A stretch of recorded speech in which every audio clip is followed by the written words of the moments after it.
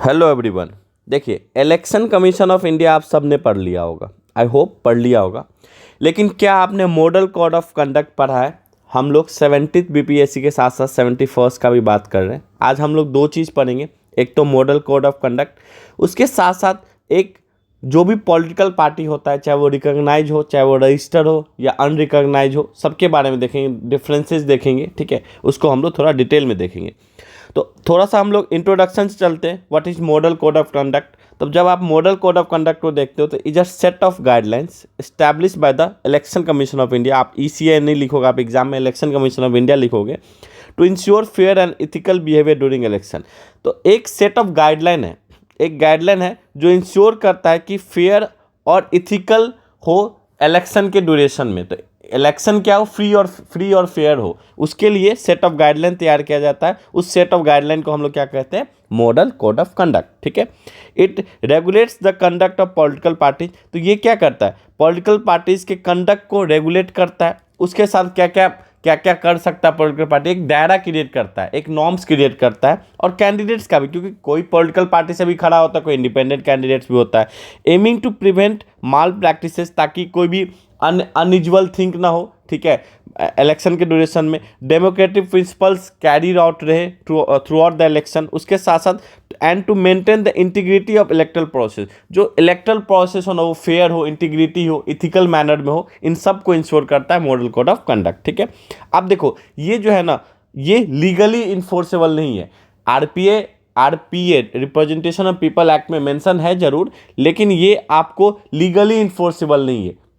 एक तरह का कन्वेंशन है जो election commission of India use करती है, तो ये नॉन लीगली इन्फोर्सिबल है। The model code of conduct plays a crucial role in promoting transparency and accountability in Indian election. तो अब जब as per the Indian election is concern, model code of conduct जो है ना, transparency create करता है, promote करता है और अकाउंटेबिलिटी लाता है इलेक्शन में। ठीक है, सो दैट कि जो रूलिंग पार्टी है ना, जो पावर में है, वो भी इलेक्शन में लड़ते हैं, तो उनको एक तरीके से एज ना मिले, एडवांटेज ना मिले, इस चीज़ को इंश्योर करता है मॉडल कोड ऑफ कंडक्ट। ठीक है, अब थोड़ा evolution of model code of conduct देखिए, क्योंकि ये कहीं मेंशन नहीं है, कहीं ना कॉन्स्टिट्यूशन में मेंशन है, ये एक तरीके से आया है, एक गाइडलाइन है। तो गाइडलाइन एक तरीके से आता है। किस तरीके से आया है? जब देखते हो आप केरला इलेक्शन 1960 में देखते हो, तो कोड ऑफ कंडक्ट जो है ना, असेंबली इलेक्शन जो होता है केरला का, जिससे एमएलए बनाया जाता है, उसको असेंबली इलेक्शन बोलते हैं, उसके फर्स्ट टाइम वहाँ पे कोड ऑफ कंडक्ट आया था। ठीक है, वैसे भी आप देखो, model code of conduct is nothing but a code of conduct. ठीक है,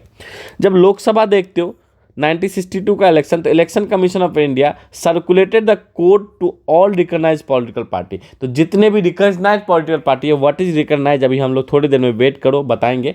to all recognise political party, तो ये लोकसभा 1962 का बात है। तो आपको इवोल्यूशन पता होना चाहिए, पूछ सकता है आपसे। तो अगर आपको पता रहेगा मॉडल कोड ऑफ कंडक्ट का आपका एक इंट्रो है, इवोल्यूशन है, तो आप एग्जाम में हैंडल कर सकते हो। ठीक है, 1991 में आप देखो तो इलेक्शन कमीशन, आप इसी नहीं लिखना, इलेक्शन कमीशन नहीं लिखना, decided to enforce the MCC more strictly. तो मॉडल कोड ऑफ कंडक्ट को और स्ट्रिक्टली इन्फोर्स किया गया 1991 के इलेक्शन में, क्योंकि आप देखो कि 1962 में ऑलरेडी यूज किया गया था, लेकिन उसके बाद 1991 इलेक्शन में और स्ट्रिक्टली यूज किया गया। और 2013 में आप देखते हो तो supreme court directed the election commission of India to include the guidelines on election manifesto in the model code of conduct. तो देखो क्या गाइडलाइन होना चाहिए, तो उन्होंने बोला कि जो भी सुप्रीम कोर्ट ने डायरेक्ट किया इलेक्शन कमीशन ऑफ इंडिया को कि आप इंक्लूड करो guideline.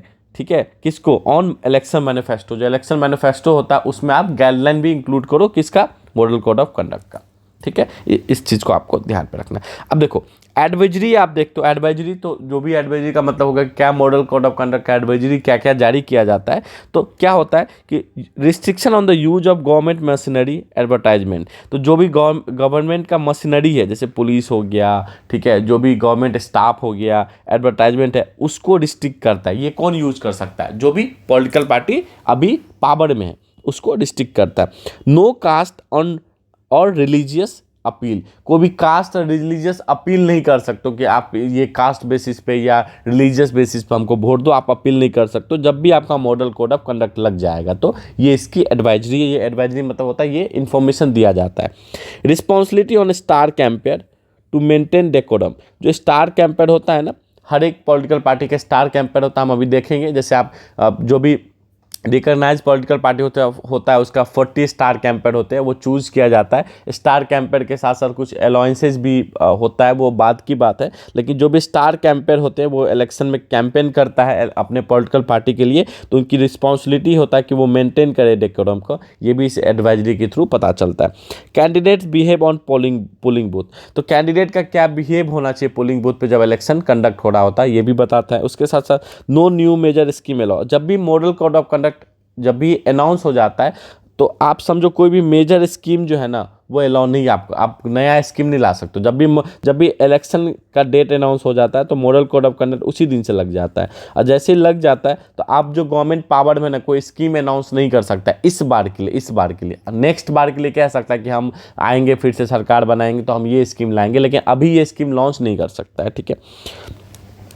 Restrain on social media post vilifying and insulting rivals, तो कोई भी इंसल्टिंग पोस्ट हो गया सोशल मीडिया पे, इस तरीके से आप नहीं कर सकते हो। ठीक है। गाइडलाइन और मैनिफेस्टो, जो भी मैनिफेस्टो वगैरह पॉलिटिकल पार्टी निकालता है उस पर भी गाइडलाइन आता है। ठीक है। क्या नीड है मॉडल कोड ऑफ कंडक्ट, क्या नीड है? एक्चुअली नीड है। जब तक किसी भी चीज़ के लिए गाइडलाइन नहीं होगा तो आप कैसे उस चीज़ को इंश्योर करोगे कि वो फेयर हो रहा है? तो जो भी आप आर्टिकल 324 को देखते हो तो कॉन्स्टिट्यूशनल मैंडेट करता है कि फ्री और फेयर इलेक्शन हो। ठीक है। तो ये मैंडेट करता है, तो फ्री और फेयर इलेक्शन कराने के लिए गाइडलाइन का जरूरत होता है जो हमको मॉडल कोड ऑफ कंडक्ट देता है। ठीक है।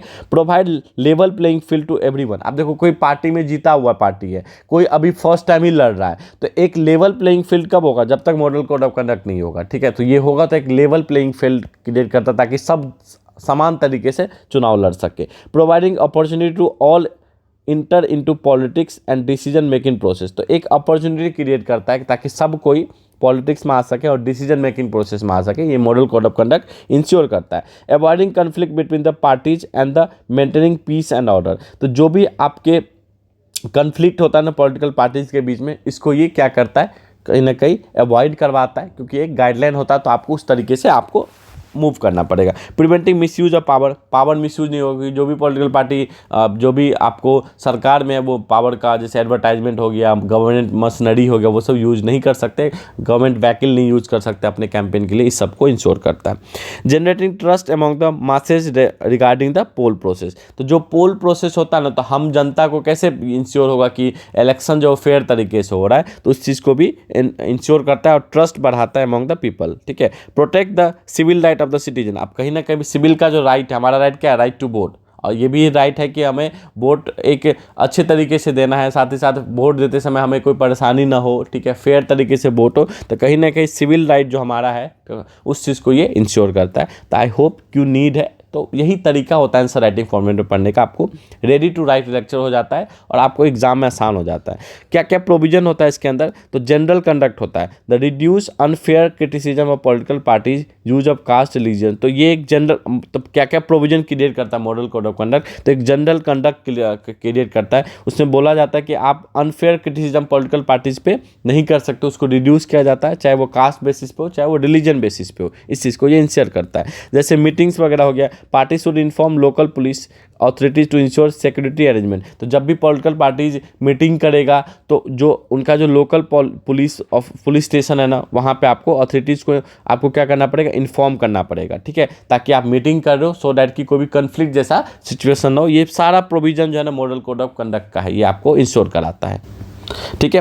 प्रोसेशन, देखो organiser of 2 or more candidates should be contact and ensure that the procession do not clash. अब देखो इससे क्या होगा, जो भी ऑर्गेनाइजर है, तो जो भी ऑर्गेनाइजर है 2 और 2 से ज़्यादा कैंडिडेट का, तो उनका क्या टाइम होना है, क्या वेन्यू है जहाँ पे वो अपना पॉलिटिकल पार्टी का मीटिंग अरेंज करने वाले हैं। उसके साथ साथ आप देखते होंगे रैली वगैरह होता है, तो रैली का क्या टाइम है, रैली का क्या वेन्यू है, ये रेलेवेंट अथॉरिटी को इनको बताना पड़ेगा। ठीक है। ताकि क्लैश ना हो। ऐसा नहीं होता कि इधर से बीजेपी भी और कांग्रेस भी एक ही जगह कर रहा है, तो ताकि क्लैश ना हो इस चीज़ों के लिए पहले बताना होता है। पोलिंग डे, जब आप पोलिंग डे को देखते हो, पोलिंग डे का मतलब जिस दिन इलेक्शन का वोट दिया जा रहा है, वहाँ पे क्या होगा? ऑल ऑथराइज पार्टी वर्कर्स, जो भी ऑथराइज पॉलिटिकल पार्टी वर्कर्स हैं at polling booth should be given suitable badge और आइडेंटिटी कार्ड, तो उनके पास जो भी पोलिंग बूथ पे पोलिंग बूथ पे पार्टी के वर्कर्स होते हैं जो उनको बैच नेसेसरी है, उनके पास बैच होना चाहिए, आइडेंटिटी कार्ड होना चाहिए, ताकि पता चले कि वो पोलिंग बूथ पे काम कर रहे हैं, क्योंकि आपको वहाँ पे रखना पड़ता है। अब जैसे पोलिंग बूथ देखोगे जहाँ पे होता है मेनली इलेक्शन, जहाँ पे वोट गिरते हैं, only individual with valid pass from election commission are allowed to enter the polling booths aside from the voters. तो वोटर के अलावा वही इंडिविजुअल वहाँ पे अलाउ हो सकते हैं जो इलेक्शन कमीशन के द्वारा वैलिड पास होगा, जो मेनली इलेक्शन कंडक्ट करवाते हैं, जो भी जैसे टीचर्स वगैरह का अपॉइंटमेंट किया जाता है इलेक्शन कमीशन के द्वारा, ठीक है। तो उन्हीं लोग को अलाउ होता है, वोटर्स के अलावा जो भी अधिकारी जो वोट ले रहे हैं, वोट कंडक्ट करवा रहे हैं, उन्हीं को अलाउ रहता है। तो आपको व्हाट आर द प्रोसेस पूछ सकता है, what are the process of from contesting election to booth to polling a booth, तो इस तरह के क्वेश्चन आपको पूछ सकता है। तो आपको पता होना चाहिए। मॉडल कोड ऑफ कंडक्ट नहीं पूछा तो क्यों नहीं पूछेगा, क्या क्या प्रोविज़न है, ठीक है, क्यों नीड है, ऐसे क्वेश्चन आपसे पूछ सकता है। तो बी रेडी फॉर दैट। जब आप ऑब्जर्वर देखते हो, the election commission will appoint observer to whom any candidate may report problems regarding the conduct of election. अब किसी को ना, कैंडिडेट को या किसी पॉलिटिकल पार्टी को लगा कि जो कंडक्ट ऑफ इलेक्शन है वो कहीं ना कहीं अनफेयर हो रहा है, तो वो किसको बोलेगा, ये रिपोर्ट किसको देगा? कि एक ऑब्जर्वर होता है, उसको आप बताओगे कि ये गड़बड़ हो रहा है, ठीक है। पार्टी इन पावर, जो भी पॉलिटिकल पार्टी पावर में रहता है वो भी तो इलेक्शन लड़ता है। तो ruling party whether at the centre और state level must be ensure that there is no cause of complaint that it has exploited is official position for election campaign. तो ये ruling party whether at the centre और state, उनका ये responsibility होता है कि वो इंश्योर करे कि कोई भी कंप्लेन ना आए, ठीक है, ऑफिशियली, जो सो दैट कि उनका जो ऑफिशियल पोजीशन है ना वो एक्सप्लॉइटेड हो, कहीं ना कहीं गड़बड़ हो। तो इस चीज़ को इंश्योर करता है पार्टी इन पावर। तो ये भी मॉडल कोड ऑफ कंडक्ट का प्रोविजन है, ठीक है। इलेक्शन मैनिफेस्टो ऐड किया गया 2013 में। तो इलेक्शन मैनिफेस्टो हर एक पॉलिटिकल पार्टी को दिया जाता है, तो ये आपको पॉलिटिकल पार्टी देता है, तो ये आपको कहीं ना कहीं 2013 से स्टार्ट हुआ। नीड ऑफ लीगल बैकिंग, क्या लीगली इन्फोर्सेबल तो नहीं है, क्या नीड है? तो नीड है कि नहीं ये डिसाइड करेगा। तो फॉर क्या क्या कारण हो सकता है? फॉर डिटरेंस, डिटरेंस मतलब हो गया कि निवारण, अगर किसी भी प्रॉब्लम का निवारण चाहिए तो उसका लीगल बैकिंग होगा तभी तो निवारण होगा। लीगली बैकिंग नहीं होगा तो क्या होगा, उस चीज़ को इतना सीरियसली नहीं लिया जाएगा। तो ये कहीं ना कहीं अगर मान लो हम इसको लीगल बैकिंग दे देते हैं तो कहीं ना कहीं स्ट्रेंथ करेगा इलेक्शन कमीशन ऑफ इंडिया को, और स्ट्रेंथ देगा, क्योंकि model code of conduct legally binding नहीं है। तो कभी न कभी इस चीज़ को जो भी पॉलिटिकल पार्टी पावर में है उसको इसको इतना सीरियसली नहीं लेते। With special power through this increase trust in electionary process, जो इलेक्शन का प्रोसेस है ना वो कहीं ना कहीं इस तरह के इंश्योर करेगा, ट्रस्ट बढ़ेगा आदमी का, ठीक है। Increase accountability of election commission, election commission का अकाउंटेबिलिटी बढ़ेगा। उसके साथ साथ जो एक्स्ट्रा एज मिल जाता है, क्योंकि लीगल बैकिंग नहीं है तो पॉलिटिकल पार्टी जो पावर में है उनको कहीं ना कहीं इस तरीके से उनके लिए थोड़ा बहुत प्रॉब्लम क्रिएट करेगा और इंश्योर करेगा कि फ्री और फेयर इलेक्शन हो। तो किसी को एक्स्ट्रा एज नहीं मिलेगा, इससे इस चीज़ को इंश्योर करेगा। लेकिन लीगल बैकिंग हो जाएगा अगर क्यों नीड ऑफ लीगल बैकिंग नहीं है, ठीक है, क्यों ज़रूरत नहीं है। हमने कह दिया कि ज़रूरत है, लेकिन पूछ सकता है क्यों नहीं है। तो अब देखो इस चीज़ को, तो court cases will increase pendency of cases. Already supreme court, high court में इतने सारे केसेस पेंडेंसी, हमने इलेक्शन में दिखाया भी आपको। लेकिन जब आप लीगल बैकिंग दोगे ना तो इलेक्शन प्रोसेस क्या होगा ना कहीं इस तरीके से सीधा कोर्ट में पहुंच जाएगा, इलेक्शन कंप्लीट ही नहीं होगा। तो पेंडेंसी ऑफ केसेस भी इंक्रीज हो जाएगा। After legal backing model code of conduct can be use are tool against the weak candidate. जो वीक कैंडिडेट हैं उनके लिए अगेंस्ट में यूज हो जाएगा, क्योंकि इलेक्शन में मसल पावर, मनी पावर बहुत यूज होता है। तो कहीं ना कहीं ये भी एक प्रॉब्लम क्रिएट करेगा। Already provision in existing law, तो ऑलरेडी एग्जिस्टिंग लॉ तो है, रिप्रेजेंटेशन ऑफ पीपल एक्ट है, RPN 1950, 1951, ये सब भी प्रोविजन ऑलरेडी है। ये सब भी आपको जानने की जरूरत है। मेरा सामानना है कि RP एक्ट ऑफ 1950 और RP एक्ट ऑफ 1951 इसके बीच में क्या डिफरेंस है, कौन क्वालिफिकेशन का बात करता है, कौन कंडक्ट ऑफ इलेक्शन का बात करता है, ये बिल्कुल आपको आना चाहिए। जब भी आप किसी सिविल सर्विस का प्रिपरेशन करते हो तो कंप्लीटनेस में बिलीव करो, ठीक है। चलो, तो ये एग्जिस्टिंग लॉ है तो क्या जरूरत है अलग से लॉ बनाने की, ठीक है। It will lead to the delay in election process, जो हमने बताया कि इलेक्शन प्रोसेस को डिले कर देगा। कोई वीक कैंडिडेट को परेशान करेगा या फिर कोर्ट में केस चला जाएगा तो इलेक्शन होगा ही नहीं, ठीक है।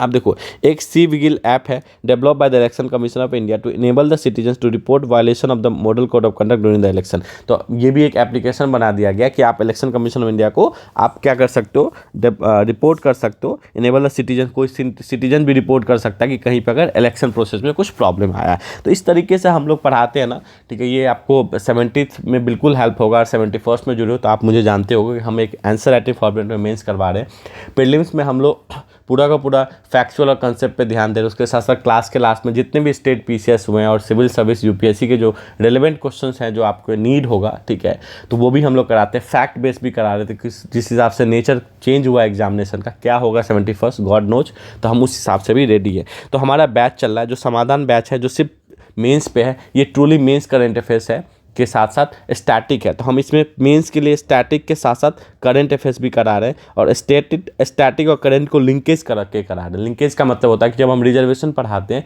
तो रिसेंट केसेस भी उसमें डालते हैं। तो रिजर्वेशन क्यों ज़रूरी है इंडिया में, क्यों जरूरी नहीं है, क्रीमी लेयर बार बार न्यूज़ में आता है, इन सब टॉपिक को हम लोग डिलीवर करते हैं, बहुत अच्छे तरीके से डिलीवर करते हैं। एग्रीकल्चर में हम लोग ऑर्गेनिक फार्मिंग भी करा दिए, एग्रीकल्चर चैलेंजेस करा दिए, एग्रीटेक करा दिए। तो हर वो रेलिवेंट सेक्टर को हम लोग क्या कर रहे हैं, कहीं ना कहीं इस प्रॉब्लम को सॉल्व करें जो मेनली आंसर राइटिंग फॉर्मेट में नहीं पढ़ाया जा रहा है, ठीक है। और जो भी आप टॉपर देखोगे उनका कहीं ना कहीं अपना खुद का हैंड रिटेन नोट्स होता है। तो हम लोग लेक्चर के थ्रू बच्चा का खुद का हैंड रिटेन नोट्स क्रिएट करवा रहे हैं अपने लेक्चर के थ्रू ही, ठीक है।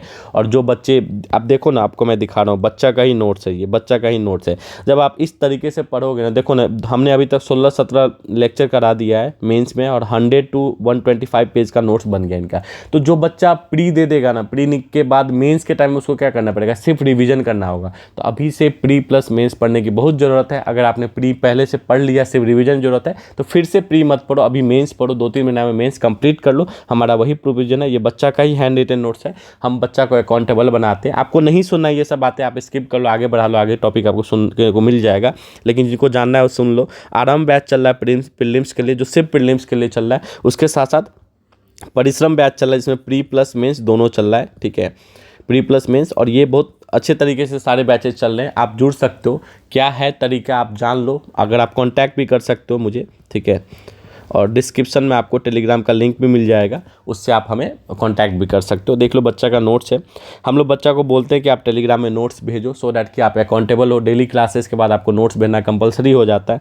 बैच का रिव्यू बहुत अच्छा है, बहुत हद तक रिव्यू हम क्या ही दिखाए, आप समझ सकते हो। और हमारा बहुत जल्दी जो है ना 71st का प्रीलिम्स करंट अफेयर्स स्टार्ट होने वाला है, ठीक है, बहुत जल्दी, मतलब मंडे को ये लॉन्च हो जाएगा। मंडे मतलब आज 22 तारीख है, तो 24 तारीख को ये लॉन्च हो जाएगा। आप एप्लीकेशन डाउनलोड कर लो, आप वहाँ से खरीद सकते हो। सिर्फ 1000 फ़ी है, लेकिन हम सिर्फ 499 लेंगे अभी, ठीक है, 100 बच्चों के लिए। फर्स्ट 100 बच्चों के लिए हम इतना ही फ़ी लेंगे, 100 बच्चों के बाद ये फ़ी इंक्रीज होता चला जाएगा, ठीक है। चलिए, पॉलिटिकल पार्टीज अगर हम देखते हैं तो रजिस्टर्ड पॉलिटिकल पार्टीज होता है, एक होता है रिकॉग्नाइजेशन पॉलिटिकल पार्टीज, ठीक है, एक होता है रजिस्टर्ड एंड अनरिकॉग्नाइज्ड। तो तीनों में डिफरेंस क्या, बिल्कुल पता होना चाहिए। पॉलिटिकल पार्टीज से क्वेश्चन पूछा जा सकता है, ठीक है, आपको पता होना चाहिए। रजिस्टर्ड पॉलिटिकल पार्टी क्या होता है, जो ऐसे पॉलिटिकल पार्टी, जो पॉलिटिकल पार्टी है लेकिन इलेक्शन कमीशन के साथ उनका रजिस्ट्रेशन हो गया। अब party recognised by the election, registered by the election commission, ठीक है, under the section 291 of RP act of 1951। अब देखो आरपी एक्ट ऑफ 1951 आ रहा है, तो आपको पता होना चाहिए। तो अगर आपको नीड है कि मैं आपको बता दूं कि आरपीए एक्ट ऑफ 1950 और 1951 के बीच में क्या डिफरेंसेज है, तो मैं नेक्स्ट लेक्चर लेके जरूर आ जाऊंगा। ये आप पे डिपेंड करता है, आप जितना मैसेज करोगे, ठीक है, कमेंट बॉक्स में। तो अब party is registered by the election commission under the section 291 of RP act of 1951 if it submits its application with in 30 days of its formation. अगर 30 दिन के फॉर्मेशन के अंदर वो अपने पॉलिटिकल पार्टी को इलेक्शन कमीशन के साथ अगर रजिस्टर कर लेते हैं, ठीक है, किस सेक्शन के अंदर, 291 ऑफ आरपीए एक्ट ऑफ 1951, तो वो रजिस्टर्ड पॉलिटिकल पार्टी चलाएगा। फिर से समझो, रजिस्टर, आपने नाम अपने रजिस्टर करा लिया, लेकिन रिकॉग्नाइज कुछ और होता है। Election commission of India gives recognition as a national parties और स्टेट पार्टी। अगर मैं एग्जांपल दूं तो नेशनल पार्टी क्या हो सकता है, बीजेपी हो सकता है, ठीक है। स्टेट पार्टी आप देखते हो तो जदयू हो सकता है, आरजेडी हो सकता है, ठीक है, ये लोग स्टेट पार्टी हैं। तो election commission of India national party और state party based on the percentage. अब क्या परसेंटेज होता है अभी लेक्चर में हम लोग देखेंगे। अब वोट और सीट सिक्योर इन इलेक्शन, तो कोई भी पार्टी नेशनल पार्टी बन सकता है या स्टेट पार्टी बन सकता है। कोई भी पार्टी स्टेट पार्टी और नेशनल पार्टी बनता है, उसका एक क्राइटेरिया होता है। तो कोई भी पार्टी नेशनल पार्टी और स्टेट पार्टी है, उसी को हम लोग रिकॉग्नाइजेशन पार्टी बोलेंगे, ठीक है। बहुत सारे रजिस्टर्ड पार्टी है, लेकिन सब रिकॉग्नाइजेशन नहीं है, मतलब कोई रजिस्टर के साथ साथ अनरिकॉग्नाइज भी है। समझ लो, 3 चीज़ समझो। आप इलेक्शन कमीशन के पास गए 30 दिन के अंदर, आपने बोला कि भाई मेरा रजिस्टर कर लो, आपने रजिस्टर कर लिया, ठीक है। आप इलेक्शन लड़े और आप या तो इलेक्शन में कुछ ऐसा सीट ले, परसेंटेज ऑफ सीट अभी देखेंगे, तो नेशनल पार्टी बन गए, स्टेट पार्टी बने, तो आप क्या बन गए, आप रजिस्टर के साथ साथ रिकॉग्नाइज बन गए। लेकिन आप सिर्फ रजिस्टर्ड हो और जितने परसेंटेज ऑफ सीट आपको नहीं आया, जो एक रिकॉग्नाइज पार्टी के पास होना चाहिए, नेशनल और स्टेट पार्टी के पास, तो आप सिर्फ और सिर्फ रजिस्टर्ड पार्टी रह जाओगे। तो मोस्ट ऑफ द पार्टी क्या है ना, रजिस्टर्ड तो है लेकिन अनरिकॉग्नाइज है। Those party which have not secured enough vote और seat in the election to be declare even as a state party और the which never contested any election. तो या कोई बहुत सारे ऐसे पार्टी तो बन गया, रजिस्टर करवा लिया लेकिन इलेक्शन ही कभी नहीं लड़ा, ठीक है। तो ऐसे पार्टी को हम लोग क्या बोलते हैं, रजिस्टर के साथ साथ unrecognised party. I hope you understand, तीनों आपको पता होना चाहिए।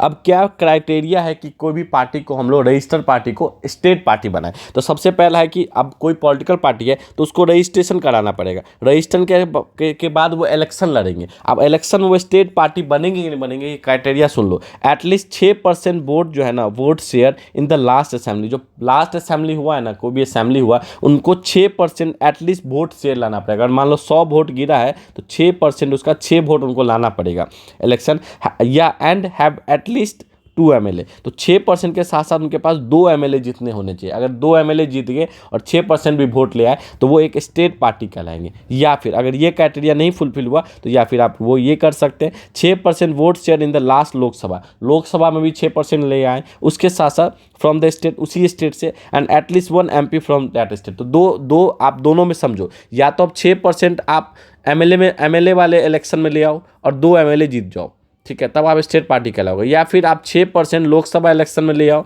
और 1 MP को जिता लो, तब भी आप स्टेट पार्टी कहलाओगे। और ये दोनों भी नहीं कर पाए तो थर्ड क्या है, at least 3% of the total number of seats और 3 सीट। तो या तो 3% टोटल नंबर ऑफ सीट, जैसे बिहार में अगर आप देखोगे असेंबली 240 मान के हम चले, तो 240 के हिसाब से आप देखो तो 10% कितना हुआ, 10% 24 हुआ, ठीक है। 3% कितना हो जाएगा, ऑलमोस्ट देखो 8 के आसपास।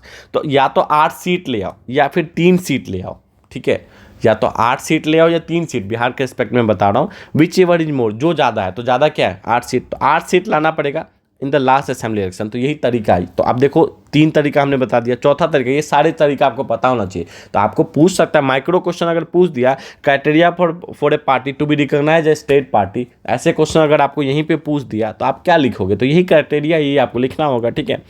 देखो लास्ट क्या, at least 1 MP for every 25 members और any fraction allotted to the state in the Lok Sabha. तो एक फ्रैक्शन, कोई भी फ्रैक्शन या फिर हर एक 25 मेंबर का में से 1 MP आपका होना चाहिए, तभी आप स्टेट पार्टी कहलाओगे। ये क्राइटेरिया है। लास्ट क्राइटेरिया है have at least 8% of total valid vote in the last assembly election और Lok Sabha election from the state. तो या तो ये सब ले आओ या फिर लोकसभा या स्टेट असेंबली इलेक्शन में 8% वोट ले आओ, 8%, कोई MP MLA मतलब, लेकिन 8% वोट ले आओ, ठीक है, तब आपको एक स्टेट पार्टी का दर्जा मिल जाएगा। तो ये स्टेट पार्टी का दर्जा का तरीका है। जब आप नेशनल पार्टी देखते हो, जैसे BJP, कांग्रेस वगैरह हो गया, अभी आम आदमी पार्टी का भी हुआ है, तो ये क्वेश्चन क्यों बनता है कि रिसेंटली आम आदमी पार्टी जो है 2023 के लास्ट में आम आदमी पार्टी को भी रिकॉग्नाइजेशन मिला है एज ए नेशनल पार्टी, ठीक है। तो ये इंपॉर्टेंट हो जाता है आपको समझने के लिए। तो देखो जो भी नेशनल पार्टी बनेंगे ना, तो उनको या तो वो रिकॉग्नाइज हो जाए 4 स्टेट में। तो अब स्टेट पार्टी बने तो बिहार में ही, जैसे आप देखोगे ना RJD, अगर आप देखो फॉर एग्जांपल RJD है, तो RJD मान लो सिर्फ बिहार में भी सिर्फ बिहार के लिए के ही लिए स्टेट पार्टी है। लेकिन अगर RJD बिहार के साथ साथ 3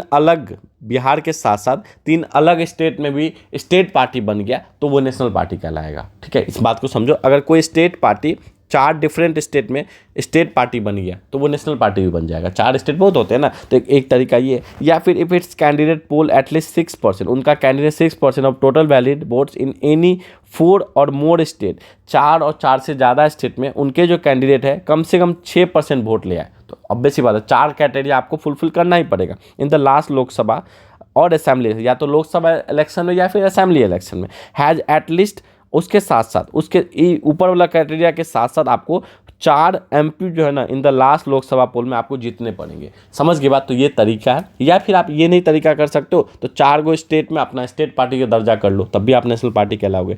उसके साथ साथ क्या, if it has at least 2% of the total seat का 2% सीट जीत लिया in Lok Sabha, not less than 3 state, 3 state से कम में, 3 स्टेट, ये जो 2% सीट जितना ना आपको 3 स्टेट से कम में, नॉट लेस देन, मतलब 3 स्टेट से कम में नहीं, 3 या 3 से ज़्यादा में आप जीत लिए 2% सीट किस में, लोकसभा में, तो आप एक नेशनल पार्टी कहलाओगे। आई होप यू अंडरस्टैंड, ठीक है। अब देखो, एक होता है रिकॉग्नाइज पार्टी, एक अनरिकॉग्नाइज पार्टी। तो रिकॉग्नाइज और अनरिकॉग्नाइज के बीच में डिफरेंस क्या है, दिस में भी अ क्वेश्चन, ठीक है, हम बताते हैं। अब जो रिकॉग्नाइज पार्टी है, रिकॉग्नाइज का मतलब हो गया कि वो या तो नेशनल पार्टी है या फिर स्टेट पार्टी है, ठीक है, बीजेपी है या फिर आरजेडी है। तो उनको एक टाइम स्लॉट दिया जाता है ब्रॉडकास्टिंग के लिए और टेलीविजन के लिए, दूरदर्शन में और आकाशवाणी में। तो दूरदर्शन आकाशवाणी में उनको टाइम स्लॉट दिया जाता है सो दैट कि वो अपना एडवर्टाइजमेंट कर सकते हैं। लेकिन ये अनरिकॉग्नाइज पार्टी के लिए अवेलेबल नहीं है। आप जीतो ना भाई, नेशनल स्टेट पार्टी बनो, तब तो आपको मिलेगा ये फायदा। Can nominate a maximum 40 star campaign, और 40 स्टार कैंपेन ये लोग नॉमिनेट कर सकते हैं अप टू, लेकिन ये सिर्फ 20 कर सकते हैं, ठीक है।